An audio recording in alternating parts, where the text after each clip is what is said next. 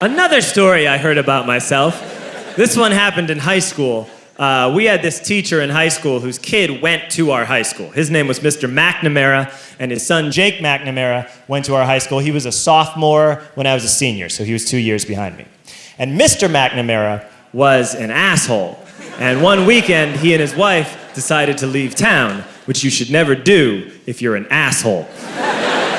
And Jake McNamara decided to throw a party at the teacher's house. Hooray! And everyone around town heard about it, and we all got up individually and thought, okay, let's go over there and destroy the place. I walked into this party, everyone I had ever met was there, and everyone was drinking like it was the end of the world.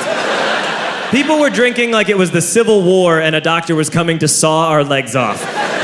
It was totally unsupervised. We were like dogs without horses. We were running wild. I walked down to the basement. They had a pool table in the basement. One dude took a running start and threw his body onto the pool table and broke it in half. Another kid found out which room was Mr. McNamara's and went upstairs and took a shit on his computer. So the party was going great.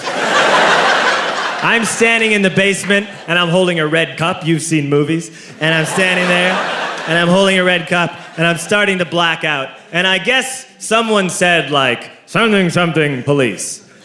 And in a brilliant moment of word association, I yelled, fuck the police!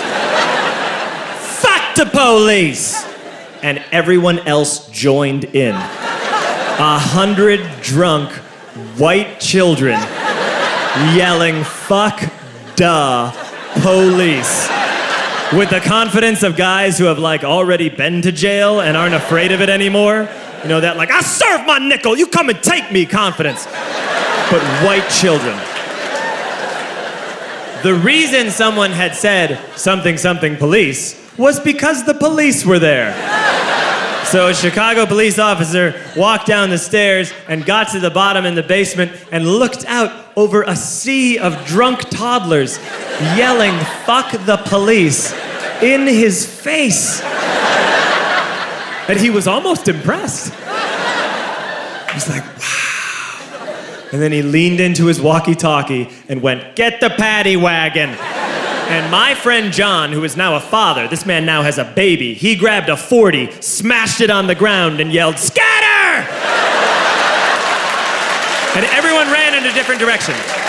We all ran in different directions. It was like that scene in Ratatouille when the humans come in the kitchen and all the rats go in different ways. We all ran in different directions. I ran into the laundry room and I jumped up on the washing machine and I crawled out through a window into the backyard, and now I'm running through the backyard and there was this big chain link fence and I thought, I've never climbed a fence that high before. And then I woke up at home.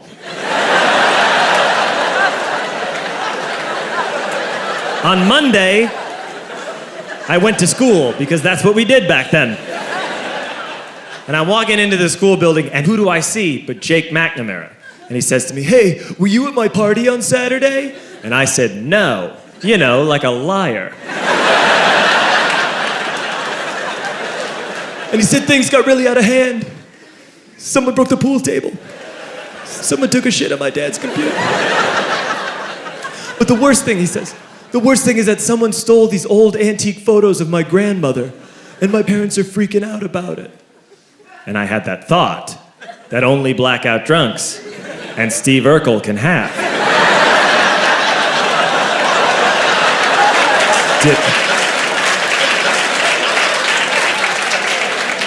Did I do that? I figured, no, I wouldn't have done that. But I was never sure until 2 years later. Relax. I'm playing video games with this kid named Alex that we also went to high school with. 2 years later, we've graduated by now. We're playing video games for a couple hours. And then Alex says to me, hey, come here, I want to show you something.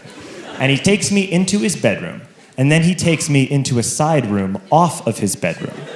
Never a good thing to have.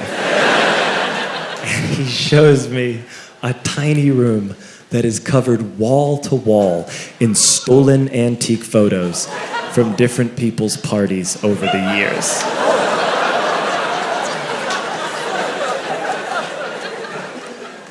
said, why?